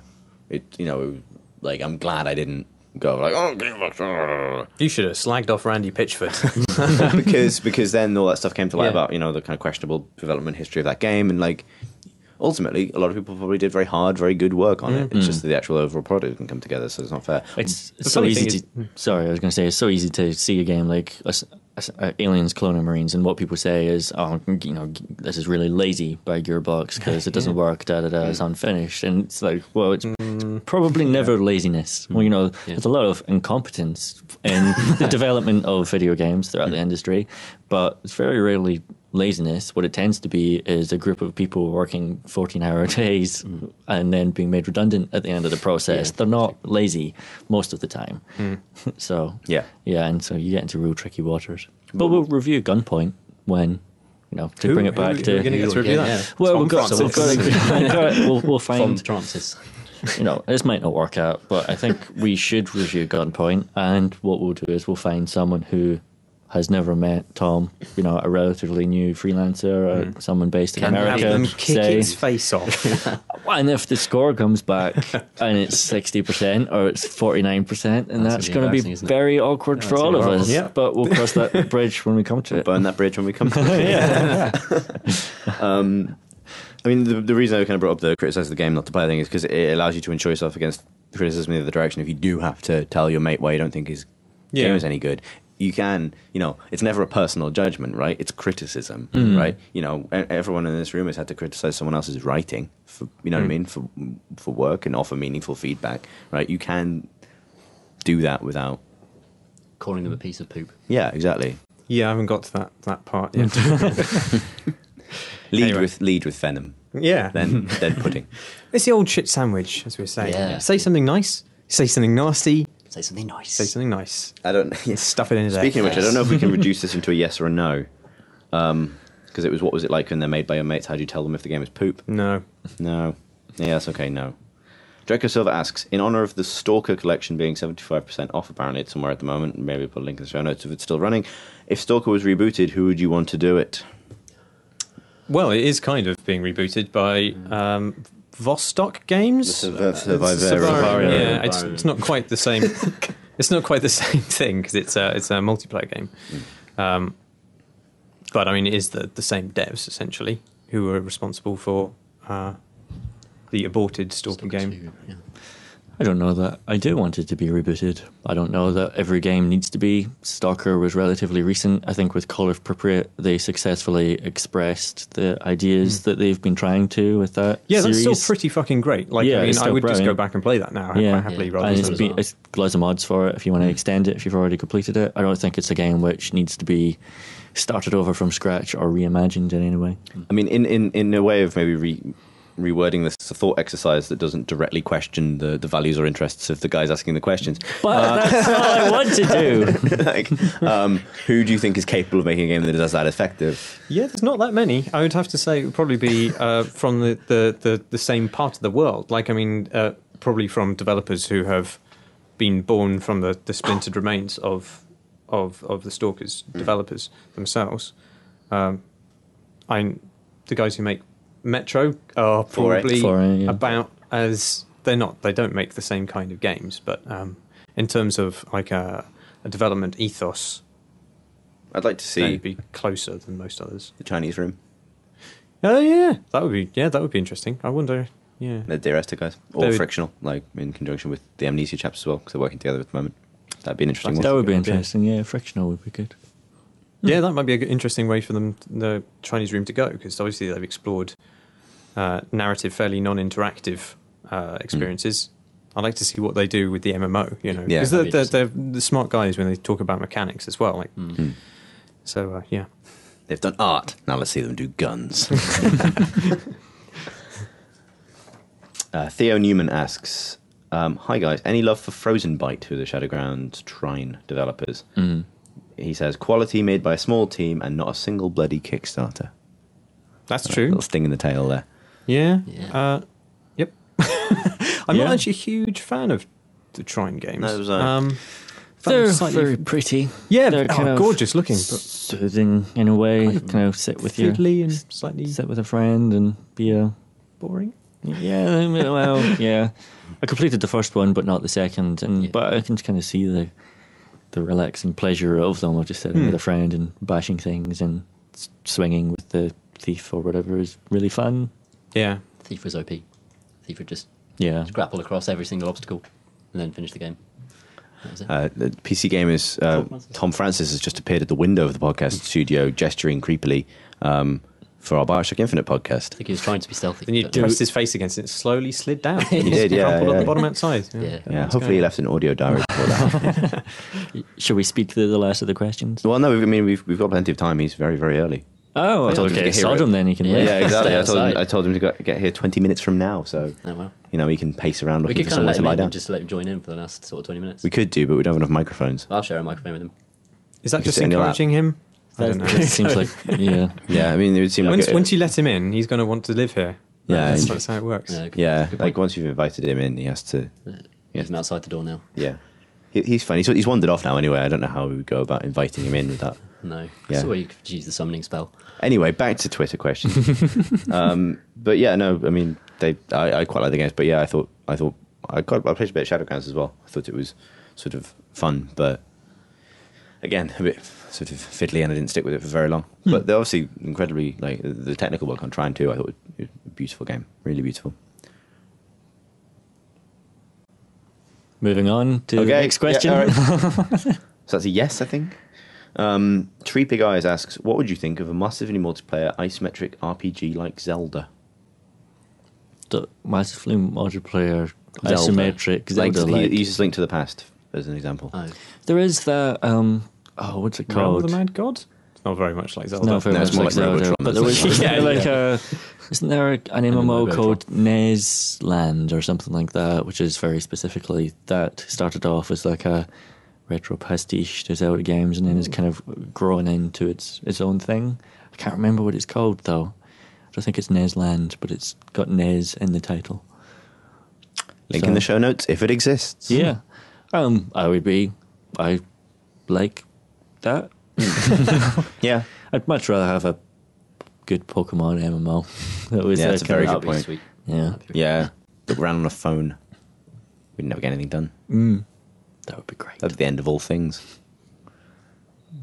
James Vokes asks, League of Legends is making big plays on YouTube and Twitch with their championship series. What's Dota's next move to compete? Like, they could launch it. They could bring it up. Yeah, they'll have another international this year, I'm sure, and they'll come out beat it soon. I think their move to compete is that it's Valve and it's on Steam and it's called Dota 2. And Yeah, it's the most to be played honest- game on Steam. Yep, Yeah. and it's not even out yet. And the numbers are just going up and up and up at a crazy rate. Yeah. Scary. I think their move is to continue to exist and not catch fire unexpectedly at any point in the next 2 years, and they'll be just fine. Yeah, I mean, I'm certainly not worried. I think it'd be interesting to see if they did something similar to how StarCraft is changing its competitive scene to kind of bring it into the game a lot more. Dota thrives on the idea that there are lots of independent tournaments because you can buy tickets for tournaments from within the client, and like tickets you bought in the past shown on your player profile. So it's kind of like a cosmetic thing or a show thing as well. Like you can demonstrate, oh man, this guy's watched every tournament that's ever been run, and therefore it's pretty dependent on the survival of all those different little leagues. Whereas I think possibly the smart move would be to run big internal tournaments more often, formalize competition within the client in a way it's not currently. Valve really don't like anything which is top down in that way. They don't want to have to go hire 50 new people to manage esports and streaming and run competitions and travel the world and all that sort of stuff. They would much rather foster an ecosystem where other people did it for them, And that's and what they they're trying. simply profited from it. Do you think that Dota 2 and League of Legends cannibalize each other? Or do you think it's Dota players are people who bounced off League of Legends and vice I mean, versa? obviously they're very factional in people consider themselves one or another, and I think that's not simply an irrational thing, right? That's because they are similar in enough ways that it's hard to be good at both of them. I would argue, right? If you're really going to dedicate your life to learning one, it makes sense to learn one of the two, without rendering a judgment either way. Actually, you know what I mean? Whichever game you like more. I don't know if they cannibalize each other. I think there will be inevitably, the more Dota kind of picks up, there will be people who change, and I think there will be plenty of people who get pissed off with one game and decide to go play the other one. But at the same time, I wonder if they are just so specialised and so actually different when you get down to that esports level, that they are just kind of going to exist very happily in their separate bubbles and both be incredibly I think the fact that they're incredibly hard to cannibalize will hurt every other MOBA. yeah, that's true. Like, you know, It's one or the GDC other. saw a bunch of them get announced, and like I think most people will maybe try them out. Like Smite seems to be making a corner for itself actually, Yeah. but it's substantially different in the way it controls and looks because it's a third-person game. Yeah. Whereas, like, I know I have real doubts about that DC Universe MOBA's staying power basically because Dota is built around being that game, and as much as I like Batman, as a person on the comments was fond of pointing out, I'm obsessed with Batman. Being Batman isn't enough to draw me away from the game that I know is so well supported and so it has so much effort being put in to make sure it's balanced and competitive and everything else. I think if you make a good game, you can still carve off an audience. Either, even if you get 1% of League of Legends, 32 million players, that's still 320,000 players. And I still think there's plenty of room in the field for like Smite games, which are a little less hardcore or which do slightly different things with a very similar formula. Like I think Demigod was still a good game. And although it failed because its server infrastructure was crap, I think there is a world of these kinds of games that you can make. In the same way as first-person shooters diversified beyond just Quake and Duke Nukem, I think there's more paths for it that people are going to go and try and find. I think if you just try and clone Dota and League of Legends, that won't work. But I think people can presumably spin that formula. I'll be interested to see what Blizzard do with All Stars, because that could be just the really easy to play, fun, happy-go-lucky kind of reflection of that formula that could find its own audience quite easily. With those characters. I don't think it's going to be the fun, easy to play. Really? That's thing. what Rich's impression of it was. That it was super kind of light touch compared to Dota. Yeah, but I reckon that they've taken it back to the drawing board since then. That was quite a little while ago now, and I think Blizzard are looking at Dota and League of Legends, cursing the fact that they were so late to this party, and are going to chase this down a rabbit hole towards making something which is more complex and can support more of the esports scene, which I think is, to be honest, I think what has probably happened with Diablo 3 multiplayer, to be honest, as well, which I think they thought, we'll just do this fun knockabout thing and it'll be cool, and then they went, oh shit, no, it's got to be all serious and complex, and oh no, now we need an end game for Diablo 3, and let's go and make it complicated now. I think they'll do the same thing with Blizzard All-Stars. I'm sure it'll still be good, but I don't think it's going to be kind of super light-hearted knockabout accessible though. Yeah. Is Demigod totally dead? Is there nobody playing that anymore? Is there no service for it at all? No idea. We can confirm this No idea. show notes, but maybe it's had some fan support. I don't know. I'd be interested because I thought it was pretty good. I And really it was totally ruined by its Yeah. atrocious launch. But Fantastic characters. Yeah. Every single character felt really powerful and interesting. A giant fucking castle that you could upgrade. Put a trebuchet on his head. More of those kind of characters. Brilliant. I mean, I just thought the one thing that I would genuinely hope Valve do, I think, a bit like sort of a simple thing that every game should do, but Dota particularly because it suffers for it at the moment, is it really needs an easy way to export clips of play in a video form, like in a decent high-res video format, preferably straight to YouTube from inside the client. Like the easier that they can make that to like timestamp parts of replays, because it's so good at recording every game you play and making sure you can download anything. The easier they make it to find, export, and share clips, the bigger that game will get. Because I think the thing that LoL and Dota have in their kind of like marketing engine that new games won't have, even when you talk about taking 1% or whatever, is the fact that people make entire YouTube careers out of sharing and finding and curating the best clips of the week or whatever, the top plays or fails or whatever. And the more easy that can be made for people, that'll just grow and grow and grow and grow, because it brings people to the games, and it brings people to those specific games, because it takes a very good mobile to be able to sustain that level of mechanical variety that allows cool things to happen. So that's what I would do. I want better. I mean, the spectator tools are all right. I want them to be better. Shall next question. Jordan Warren asks, I was wondering what gives a game replay value? What makes you want to play something over and over? That's a complicated question, isn't it? Potential variety in the way you play it. That's got to be the number one thing, isn't it? Yeah. Whether that means that there's lots of different ways you can approach things, or whether that's an essentially dynamic thing that you're interacting with. Those are the things that give replay Or it's value. got to be a challenge which is difficult but satisfying to overcome. I'm thinking of like Super Hexagon. Yeah, I think it's Super Hexagon as well. Which I've played again and again and again, and it's fundamentally the same experience. You're approaching the same way, but the music is great and it feels nice, and it's satisfying to have that incremental progression in your own skill. To that end, leaderboards. Yeah. Very simply put, leaderboards. Tom? Don't know. The word replay suggests it's a narrative experience that you go through from point A to point B. Whereas, like the things I've really replayed is things like Guild Wars 2, where it's just this thing will exist and continue to exist. Yeah. And it just keeps giving me new things to do. But I don't know if I really replay many games. I went back to Dishonored recently, but only because I fancied playing with those systems for a bit. and it wasn't a serious replay, and it wasn't for any skill reason. It's just because I wanted to blink around and stab dudes. So maybe it's if you get that kind of minute of varied experience right, then you'll occasionally get the urge to go back and do it again. I don't know. Mods, I guess, are another thing, because that they add further variety. And the amount of games I've stopped playing completely and then gone back to a year and a half later just to mess around with Skyrim mods or Grand Theft Auto 4 mods, and then ended up spending hundreds of hours doing that. That's yeah. Yeah, those are all good answers. Good work, guys. Was that a yes or a well done, no? team. Yeah, it was a yes. What That gives was- a game replay value? Yes. What makes you? Yes, Yeah, yes it makes it was gives you fair. replay value. Whereas I think what Stota's next move to compete was a no. Yeah. Yeah. Let's say no. Okay, good. Let's just say no for all of them. It's simpler that Harry way. Tufts asks, most people I know who back the new Torment never played the original. Are they in for a surprise? Probably, yeah. Because anytime there's a classic game like this, the things that people's retrospectives and articles about those games focus on tend not to be the things that you spend most of your time doing in those games. Like, for example, everyone talks about Deus Ex 1 in terms of fabulous narrative choice and different angles from which you can approach every situation. And then I think if people were to go back and play it now, they'd find that they spend a lot of time struggling with archaic AI and shooting people, because at the end of the day, it's a first-person shooter, and yeah, it's got lots of other things going on, and that's all true.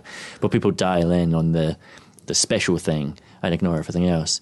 And with Planescape, for example, people talk about how fantastic the writing is and how fantastic the story is, but they're going to spawn, if they go back, say, not necessarily with the new one, but if they go back, then they're going to spawn in the morgue and be sent on a fetch quest to find 3 items before they can leave the morgue.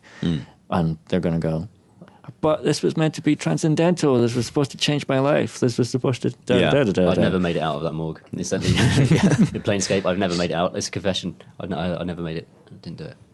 Boring as fuck.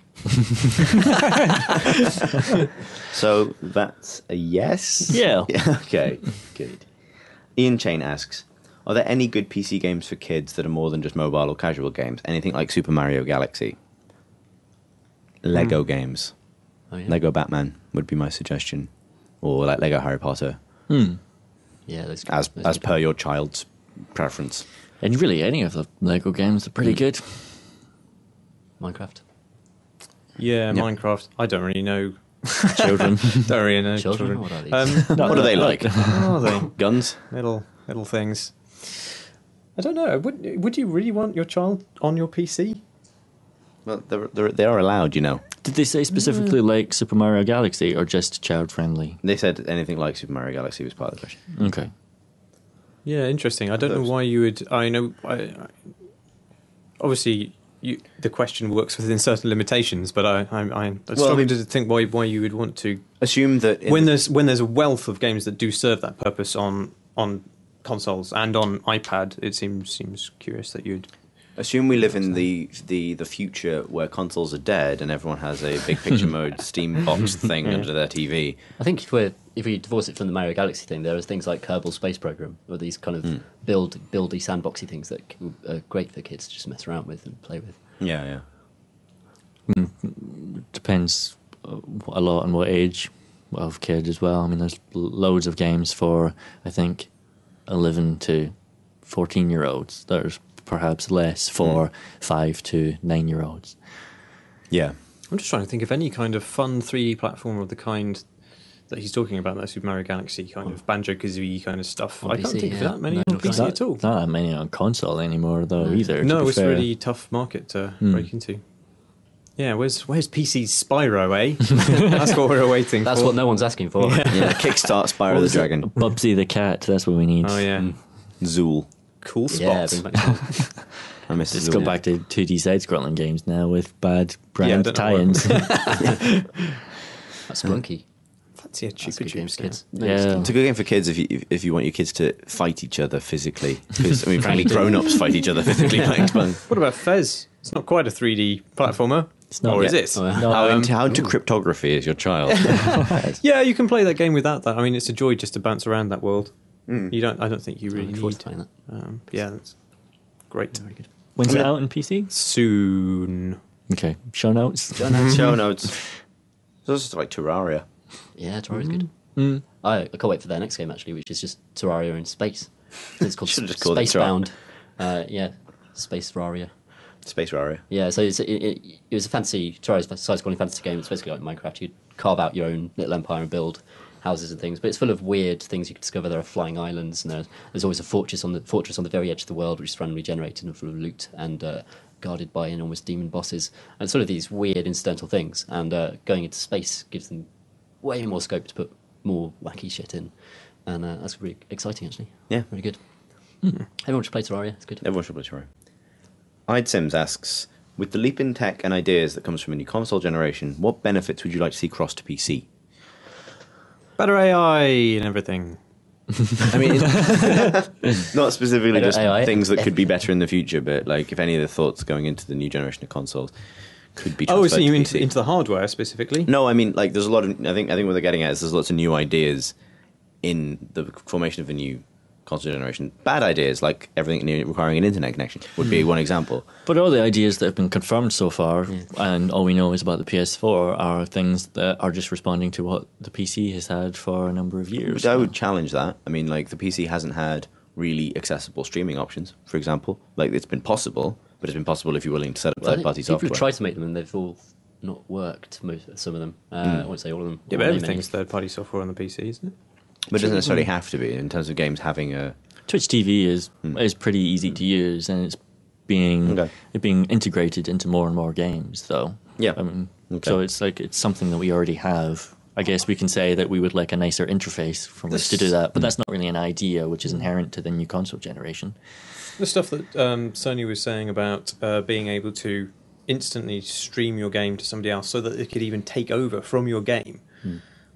In From any point. From any point. That sounds... I mean, it's not something that I'm particularly desperate for, but that sounds like something which is mechanically new and interesting and could be on PC. I'll believe it when I see it, though. I mean, Yeah, my internet connection's on fucked, live, so I but don't... when we tried on live in our flat, it was just our connection just didn't support that stuff at all. So. They've pretty much said that stuff's not going to be there at launch anyway. Yeah, They'll that's believe true. it when they say it as well. So Yeah. I don't know if I talked about this before, but it struck me that night when I was trying to get Netflix working on my PS3, and for some reason it just didn't want to work. It would play like 15 seconds of a video and then just go, nah, no more of that, and then it would stop and you have to go back to the menu.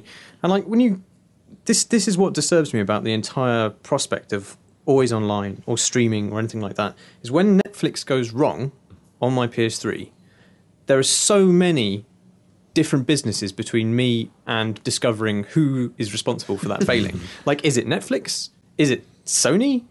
Is it my wireless connection? Is it my ISP? Is it my router? Is it the people who provide my landline, BT? I mean, and you know, you're not going to get anywhere by asking any of them because they'll just say, "Oh, no, it's probably the other guy's fault." So you're saying that there's no one to fuck up directly when things go wrong. The Yakuza-style revenge movie as you fight your way up tiers and tiers of goons until Like you the get... BT boss. One day Yeah. I'm coming for you, BT. Exactly. If only that was true. But I just the philosophy of it, like I can see why that end game is appealing, but just the philosophy of everything riding on such a complex system seems to be fundamentally wrong-headed. Like what I want is simplification. I want you to provide service to me that are reliable and can't fail. You know, it seems like we are constantly building this tottering tower of different things that are, you know, each one very kind of vulnerable to failure, and I don't relish that future because I live in a graveyard and my internet connection gets eaten by squirrels all the fucking time. So I really want to see the data that executives seem to have regarding this always online thing. Because it's clearly a cost, a risk benefit thing that they must have done. A kind of, we're going to lose this number of customers by them living in parts of England. Eastern Europe or England or, you know, quite a lot of places actually which have shit. And I want to know, like, that someone must have made a decision to say, well, we're just going to lose those people, and we're willing to lose those people in order to give this service to the rest of them, and what form that cost benefit analysis has taken and why they think that's the right way to go. I wonder if by always online the Microsoft actually mean that it is when there's an internet connection there, it's always connecting, but not that you are obliged to use be it. always online. I think it'd be mad, absolutely mad for them to do that. But yeah, we'll see soon, actually. Next couple of months. That's it for Twitter questions. And I think that was yes. Yeah. What benefit do you like to see across Yes. the Yes. I will eventually Yes. fight a giant samurai BT. And I'll be there with a Slice video its head camera. off. Yeah, indeed. I would pay to watch Yeah, that. that'd be great. That's not a legitimate threat against any BT No. employees, obviously. Other And there are options options are are available. Good night, children. Good night. See ya. Bye. Bye. Love you.